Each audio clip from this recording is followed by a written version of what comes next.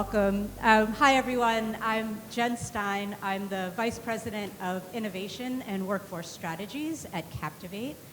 It is amazing to be here at Kaptivate's event after going to 3 other events that other people did around similar topics. So I'm really excited to be here. To say that I'm facilitating this panel may be a little bit of misnomer because we're going to shake things up just a little bit. We're going to do a series of lightning talks, and I'm going to start here with Jim, and I'm just going to go down, we're going to go down the line, and they're each going to introduce themselves, a promising practice that they're doing at their university. So our college, we're represented by 3 amazing regional schools in Virginia Tech, in George Washington University, and in Northern Virginia Community College. So I'm going to, as I said, I'm going to let Jim go. They're going to introduce themselves, talk about the promising practice of a particular program, or maybe even touch on some other programs that they're working on, talk to us about what they're doing, what's working, what they've learned so far, and why it matters. And then I'm going to let you ask the questions. So if you don't have them, trust me, I've got some backup. But from the earlier session, I'm pretty sure we're going to have a lot of people raising their hands. So Jim, you want to kick us off?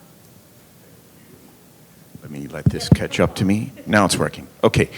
I'm Jim Eggenreiter, and I'm a research professor in engineering and education at Virginia Tech. I'm a teaching professor in the graduate school in natural resources, and then I'm a principal investigator of multiple projects in the Center for International Research in Education and Development.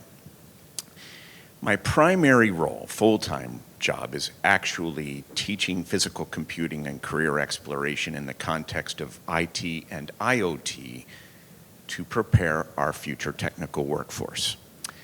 As an extension, by the way, that's called the Think of It Labs, if you may have heard about that on the news lately. And if I should say that in the context of that, I am the executive director of Invention Virginia and Invention DC, which is part of a big national network of invention education programs that really is designed to accomplish what many of you talked about earlier, which is how do we create this spark that ignites curiosity, independence, autonomy, resilience, and all these critical things, in addition to executive function skills, which you often talked about today, so that these young people grow up to be responsible, caring, competent, confident adults who can make things happen.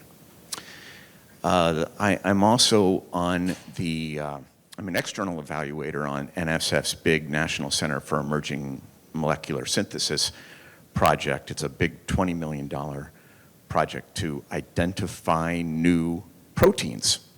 And it's stunning what artificial intelligence does in that realm. And what I've experienced over the last 2 years has convinced me that artificial intelligence has to be part of every curriculum. And at the university in my graduate courses, I defied for maybe 2 years the rejection of the use of artificial intelligence and explicitly put it on my syllabus just to be evocative and maybe provocative and get people thinking about this.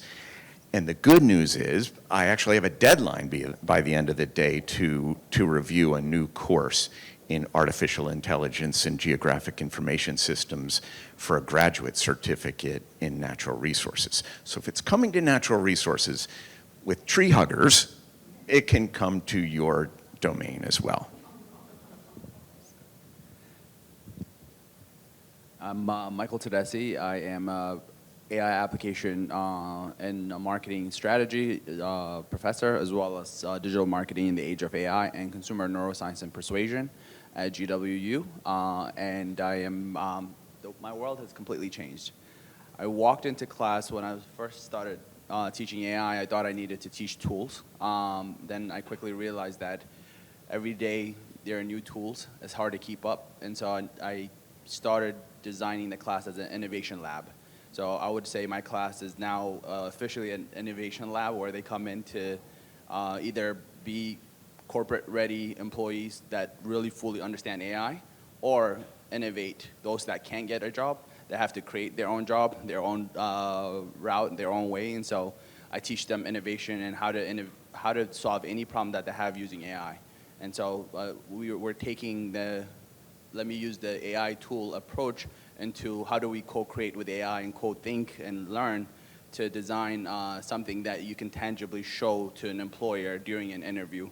And so very much a hands-on experience that allows people to not just talk about it, but show the experience of that they're building within the class. And so we start from the foundation. What is data? How does it work? How is AI learning? So as a professor, I have to teach theory, but I'm moving the theory into practice. And so if there's a tangible thing that they show beyond the resume, like a portfolio, they're not really going to be hireable, for lack of better terms. There are a lot of employers here, so I'm trying to use that word. Or if local businesses are having issues, how do you go and talk to the coffee shop owner, the mortgage company that's local, the landscaping company, these companies that AI is not necessarily built for, how do they become AI ready? And so I want my students, I push them to go talk to these local businesses to design and build, help them build AI tools that allows them to improve their ROI. So we go from foundation to experimentation to digital transformation as it's changing. How do you change? And then we're in business, so I have to teach monetization and what's the ROI at the end. And so those are the 5 core pillars I built the class around. And we've had tremendous success since not just in the project, but in the confidence. And so the ability to teach them theory and then move the confidence level where they're able to show, measure the impact, as well as build something around it. And I think in this such job market that we have today that could build a lot of fear and not being workforce ready, they no longer have that problem. And I'm confidently saying that because before I got on the stage, I brought one of my students, and he's in the back. He was also my TA, and I asked him, what advice do I give employers? He said, talk about how you change your syllabus on a weekly basis. So AI is constantly changing, and my student is on TikTok or LinkedIn watching something, and they want to come and talk about it in class. And if I'm not ready, the person that they trust to know it all, which I don't, if I'm not ready to have that conversation, engage, or say, hey, let me think about it and I'll get back to you next week. And so that real world live session in class allows them to build confidence where they can talk about anything that's measurable. And so those are the things that we're working on. We'll dive a little bit more into it, but truly humble and grateful that I get the stage to share with you guys. Hello, everyone. My name is Will Schmidt, and I'm the manager of business engagement and industry initiatives at Northern Virginia Community College. And that may be the longest title at the college, but this is higher ed, so probably not. My job is to partner with individuals and organizations in the community to work with the college. And if that sounds vague, it is because we're a huge college and there's a lot of ways you can partner with us. So the program at the moment that's probably the most interesting for everyone in this audience is Nova Next. And Nova Next has some connection to AI, so I'll try to work that in. But what Nova Next is a program we created to help laid off federal employees and contractors. The reason we were able to do this so quickly, and we rolled it out within weeks, frankly, of the layoffs beginning, is because we already had a workforce program that is designed to get people in and out of Nova as quickly as possible and back into the workforce, hopefully earning extra money. So this program, Nova Next, is basically taking that and targeting it at laid off employees from the federal government and contractors. Now, we do offer a module for Nova Next in AI, but it is not the most popular module. And for reasons that's probably obvious to you, because AI is best learned in context. It's like any other tool. It's like soft skills. The most popular module, and this probably also isn't surprising, is project management, by far and away. And project management is the type of school, you're a federal worker, let's say you got laid off, you have 25 years experience, a PhD. You like compliance, you like following orders. Project management is your way to get into the private sector for the most part, if you just have time to take one class. So that was remarkably successful, but it did teach us something. And goes along with the general philosophy Nova already has about artificial intelligence, is you can't just offer it as a course. It has to be embedded in the curriculum. And it has to be embedded in a way that is going to be used in the actual job market when they get out. And because of that, the school is in the process of creating something called the Center for Emerging Technologies. And this is going to be a community space. It's going to have some experts, obviously, on site. A community space where members can come in and they can host seminars, they can have classes, they can meet with students, they can meet with faculty, they can do training for their own employees if they're a smaller organization, or they can host classes and essentially use it as an alternative means of creating talent pipelines within the college, seeing which kids show up. Sorry, they're not all kids, they get mad when I say that. Which students show up, who's really engaged with these projects, and who might be a good future employee. So that is in the process being created, but it is our opportunity to really partner with the community itself and learn with the community and with our partners in the private sector and other organizations on how can we use these tools to serve you. Thank you. Jim, I just wanted for you to talk a little bit more about the Innovation Virginia and DC. I know when you and I were talking, what you're doing is unique because you're going to middle schoolers and high schoolers, and they're doing some really fascinating things that is involving lawyers, which I'd love for you to highlight for the group. Sure. Invention Virginia and Invention DC are actually K through 12. And we actually had a fourth grader get a patent for this cool little thing that he witnessed his mom struggle with trying to get the child's seat belt fastened. And he created this little wedge that kept it from slipping down into the seat. So all sorts of things are possible.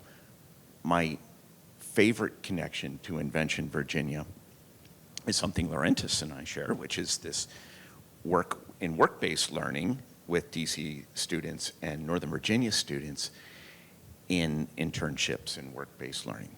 So we typically go to all these regional science and engineering fairs, which I maintain are not fair to engineers because they use independent variables and dependent variables, and engineers sometimes think about confounding variables, but they're really focused on problem solving.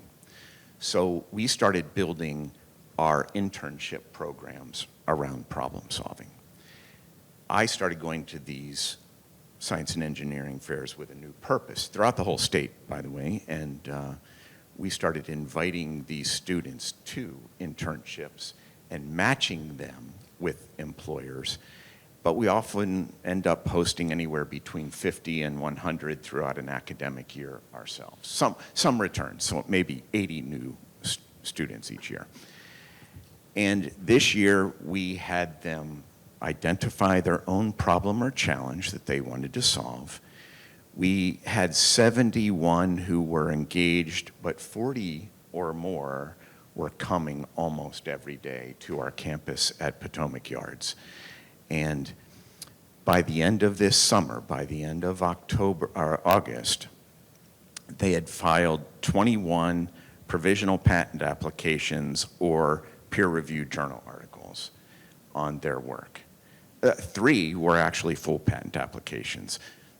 Provisional patents are pretty cool, low-hanging fruit for a teenager because filing a provisional patent reserves your place in line. You have a year to produce the full patent, but it allows you to say patent pending.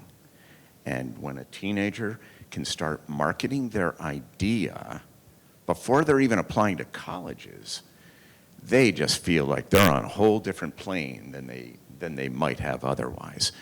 So we promote this with a lot of 4th grade teachers and up regularly. We have about 4,000 school-age students and their teachers come to my lab every year for half-day programs in physical computing and career exploration focused on invention in the context of physical computing. And if you don't know what that is in the context of AI and IoT more relevantly, it is sensors, processors, and actuators collecting data, using data, managing data, storing data, and communicating it elsewhere. And so many of these projects these teenagers are building involve things that might have an everyday function that is familiar to you, but solutions I frankly am too old to think of. And it's really a great thing to do for a company or entity or nonprofit to get involved in too. And I'm very eager to help Will convince you of the ROI in doing so. That's great. All right, so questions? I'm gonna ask Mike to just expand on something, and then I'm going to come right to you, Kathy. So, Mike, when you and I were talking, you said that a lot of your project ideas are coming from your relationship with local employers. Yep. So I'd love for you to talk more about how you go about forming those partnerships, because we have a lot of local employers in the room who probably would love to, or hopefully love to give you some great ideas. Yeah. When I first started teaching this class, a lot of my students were scared that AI is going to replace them. And so I had to develop that confidence by showing that if you are a lazy thinker and if you just want to copy, paste, and do the shortcut approach, you will be replaced. But if you are able to co-think, co-innovate, and co-teach, because we're also teaching, and with all the massive data that we're interacting with, it's changing. And so I started talking to colleagues. I was a consultant at Marriott about a year ago on a special project around AI and loyalty and stuff. And so as I was building these relationships, also using our alumni network, I started surveying and saying, what are the AI problems that you guys have from a corporate perspective? Because it's hard to know it unless you are engaged directly. And so as I've learned those things, I brought it into our capstone project. And so I divided my capstone project into three things. One is corporate employers that are local. What's your pain point around AI? How do we help you solve that? The second part is local businesses, right? Like anywhere from a mortgage example I gave you earlier, to coffee shops, to helping design menus for restaurants. That's very much hyper-personalized. We're moving into this hyper-personalized space. The third is there's always that idea. There's always that kid that's looking to solve the problem that they've had in their mind, but now they're not four-year-olds. Now they're 19 to 21. So how do I help them solve that problem? And so those are the three core pillars. So we started working with local companies, taking surveys, and then putting into the capstone, where I don't force the students to choose those projects, but because Marriott, because Capital One, or all these companies' names are there, and they're helping solve that problem, they can talk about it during the interview. And so it started working. And so we've built, currently we're solving loyalty campaign issues, creating bots for hyper-personalized experiences, and helping companies move through different funnels. SEO's changing, right? So within answer engine optimization, how does a local business become discoverable within search on OpenAI's or ChatGPT, Gemini, or any other tool that you use? How do these local companies become recognized? So I was teaching marketing, but marketing has changed completely, and so we have to adopt. And someone earlier said STEM is no longer the thing, right? I think she's sitting in front of me. Oh, okay. And I really love that, because every day my job is changing. I don't see myself as a professor. I'm a co-thinker with them. They're my customers in a way, so they tell me their needs, and I'm always trying to figure out what my customer's problem is today. And so sometimes I'm a social worker in class, because they have all these problems that they want to vent to me about, and then how do we structure that problem into a solution? And that's why I like Jim's approach in helping the young kids start solving problems. So right now, we're going to present the projects that we're working on for these employers. We're going to present that project in a month and a half time. And so we have really great solutions that we've implemented. Someone needs to take it and implement it, but my students will present to the employer and see if they will get result out of it. But the biggest win is that unemployment number is skyrocketing day by day. But when a student walks into an interview with, hey, I've solved this, is a confidence that you cannot teach. And so as professors, or in general, as an educator, it's not just about theory anymore, right? We need that real life experience that they can take with them. And for me, I mentioned that my class is an innovation hub. I don't see it any different as Y Combinator or any of these organizations. It's just that these students are building these ideas for a class project, but who knows what that class project turns out to be, right? It could be the next big company that's funded from by Virginia or Maryland or DC. And so it's you teach confidence, you teach the tools, but how to automate. Last year I had a student named Waleed from Saudi. He was scared of AI and he didn't know what to do. This year he came and presented workflow automation and how he's helping real estate companies automate their funnel to get them more leads. And he was my guest speaker presenting to class in a span of 6 months. And so anything can happen. It's just encouragement, right? Like someone earlier said, I think it was her, she's learning AI on the job. And all of us are learning AI day by day. All of us, this innovation is changing. Who knows what the next 5 years is? I'm thinking what's the next 5 months now? Because I can't even predict what's going to happen in a year. I keep getting it wrong. I showed you an example. So if employers are in the room, they want to come check out what we're doing, you're welcome to come to my class, but I'm happy to introduce you to these students. Amazing resume, amazing talent, and that's all. We're all co-creating here, and thanks for the question. Which is easier for you to do it or me to give it to her? I just have one very high-level question, which is where does your course sit within the GW curriculum? I find it interesting that we often, I find it interesting that oftentimes we see AI courses or titled courses in computer science or in some level of engineering, but not in the business school. So I'm just kind of curious where you sit at GW, and is it pervasive beyond those traditional computer science-like programs? I'm so happy that you asked that question. I'm a GW alumni, so I did my MBA at GW, and those classes weren't available to me, or a lot of them were sitting in engineering programs.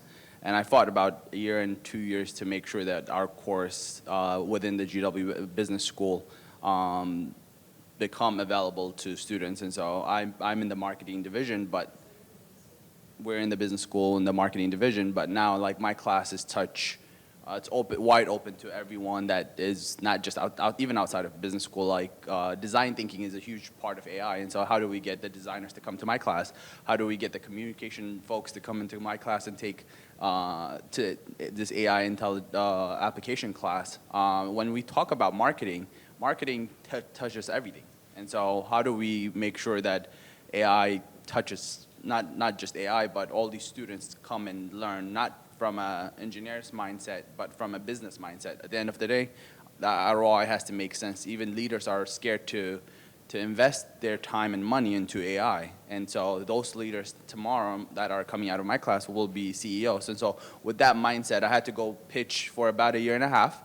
My class launched last spring. I've taught it now 3 semesters, and it's booked. I have about 50 students total, about 15 to 20 guest students that are sitting down and auditing, grad students, MBA, and so on, as well as undergrads, junior and seniors. And so some folks within the government space that are currently laid off are emailing me and coming and sitting in class and learning. And so we're co-creating. I think we cannot exist without each other, and this is the time. And that's why I'm super excited to be at the forefront of AI within academia. It's going to improve, it's going to change, and everyone's going to bring some sort of value towards it. Mike, hello. I love your attitude. Hello? Testing. I love your attitude in terms of, these students who are coming in very intimidated, unsure of what it means for them. There's so much that kids of this generation are very intimidated by. And anything that we can infuse in terms of some positivity to give them hope helps us to be more productive as a society and as a DMV region. There was a comment about learning AI on the job that you had made. And do believe that's true for a lot of cases, but I just want to flag there are some cases where it's coming in so fast, and as someone, I'm working in the design industry right now, and there was something that was coming in hard and fast. Some of the vendors we use, like the Flowdesk, the Canvas, Yep. the website development, they're constantly shoving through trainings for us, and there was one recently on search engine optimization for marketing in terms of the AI searches. And if you miss that boat, it was taking off fast. Jump in that boat and go. You're really behind because everybody is using AI search right now to find their next vendor. And interior design is a huge industry here in Northern Virginia. Tons of money flowing, so many smaller and bigger firms. It helps the economy. And if people who want to get in that aren't aware, aren't getting pinged like I did, they're missing something important that they could be mentioning in their job interviews, et cetera. So I do think there are things that are coming through that maybe some of these industries in the room, et cetera, can say, you know what, this has popped up on the radar. We're doing like a mini training on it, just like I did, and we're flagging it to you, Mike. That's not, you're not waiting for a TikTok. We are your TikTok, we're telling you. Yeah, I keep looking at Kaptivate in the back because what I did, I actually solved the issue, and if I have your email, I can email you what we did in class. 2 weeks ago, I have a lot of designers in class that are coming from Cochrane. How do I tailor it to them? AI can create a logo immediately, but what is the logo? How do you co-design? And we have one tool, and it's a general tool that everyone gets to use. And so how you think through it, you, the designer, will give it a better prompt than I can, because you have the back-end experience and data that you know what to do, the color schemes, the guidelines, and the brand guidelines. And some of my students don't know how to do that. They've never been in a brand class.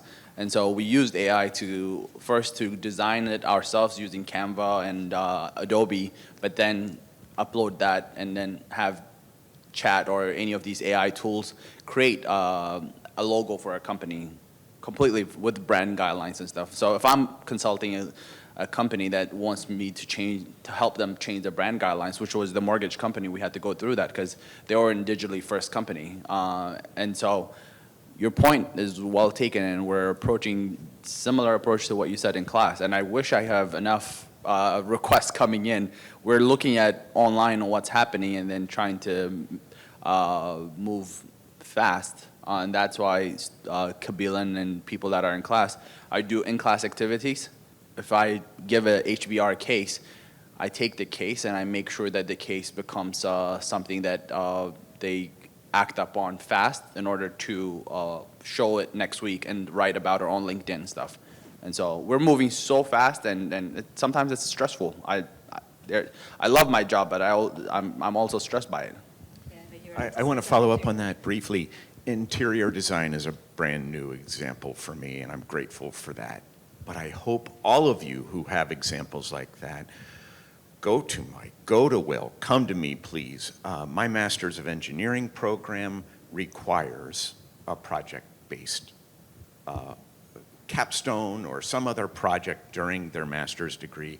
Same with my natural resources programs. We're desperate for those kinds of examples, and we get really capable people helping you solve problems. And this is something I want you to appreciate. I hope you do, or at least refute it offline here. Artificial intelligence is not a technology problem in education. It is an authentic assessment problem. So if we can promote authentic assessment with real-world projects where students really invest their whole selves into these kinds of things, you're going to see new work-ready people graduating from these programs. Well, thank you. I know we did have one other question, but unfortunately, I've got the red stop sign that was given to me like 30 seconds ago. But if you had any ideas or something came up during this session, write them down, because this afternoon we are going to have group discussion. We're going to be talking about, how as a group we can help move programs like this and some of the other ones that you heard about and will hear about coming up. So definitely write them down so that you don't forget. But I'd love please give me a big round of applause and thanking our panelists for today. Really appreciate it. National STEM ecosystem convening begins at 1 p.m. today, and I won't be around later. I would love for you all to be part of our Northern Virginia STEM learning ecosystem, so please reach out.